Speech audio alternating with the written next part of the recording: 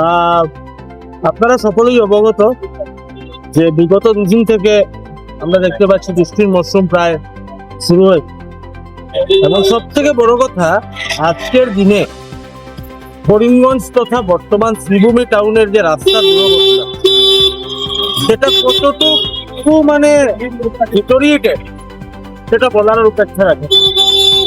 আজকের ডেটে আপনারা জানেন যে right from Ramakrishna Mission to PWD BJP অফিসের সম্মুখস্থ স্থান হয়ে একদম মানে এই রাস্তাটার কথা যদি বলি তাহলে খুবই বাজে অবস্থা।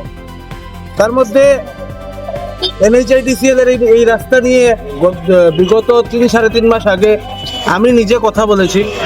কথা বলার পর তারা আমাকে বলেছে যে আজকের ডেটে কোনো ধরনের কোনো তাদের কাছে ফান্ড নেই, এবং দ্বিতীয় কথা, আমি যখন NHIDCL এর দায়িত্বপ্রাপ্ত আধিকারিককে জিজ্ঞেস করেছিলাম যে কতদিনের মধ্যে সেই ফান্ডটা আসতে চলেছে, তখন সে আমাকে বলেছে উইদিন 15 to 20 days। আমি মার্ক করে রেখেছিলাম কথাটা, কিন্তু এখন পর্যন্ত কোনো ধরনের কোনো সুরাহা হয়নি।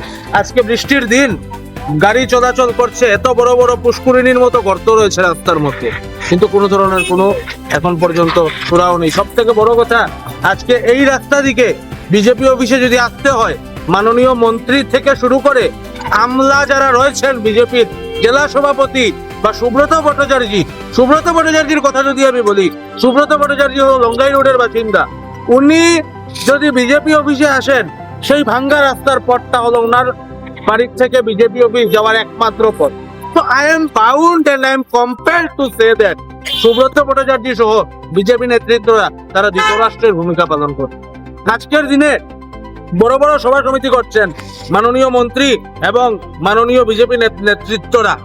আজকের দিনে তারা মানুষের কাছে এসে ভোট চাইতে তারা আসতে পারে, কিন্তু এই যে রাস্তার দুরবস্থা, এটা নিয়ে কেউ কোনো ধরনের কোনো কথা বলে না। এই যে রাস্তার দুরবস্থা, এটা নিয়ে কেউ কোনোদিন আওয়াজ তুলে না।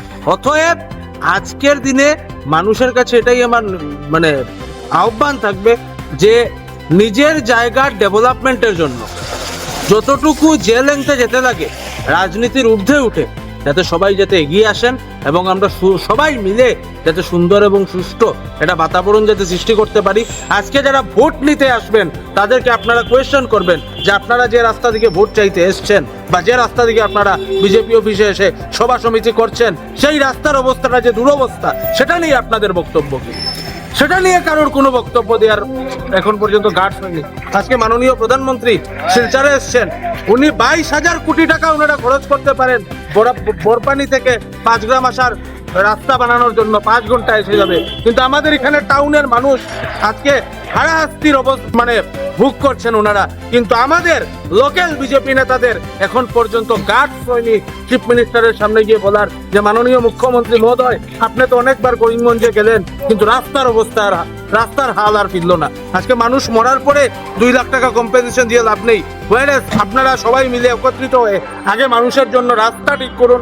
আমরা তো বলছি না যে আমাদের অরুণোদয় লাগে, আমাদের স্কিম লাগে, আমাদের ফান্ড লাগে, আমাদের যাতে জনগণের কল্যাণ হয় সেটা হলো আমাদের মূল লক্ষ্য, এবং জনগণের কল্যাণের জন্য যে লেনতে যেতে লাগে we are ready to go. ধন্যবাদ।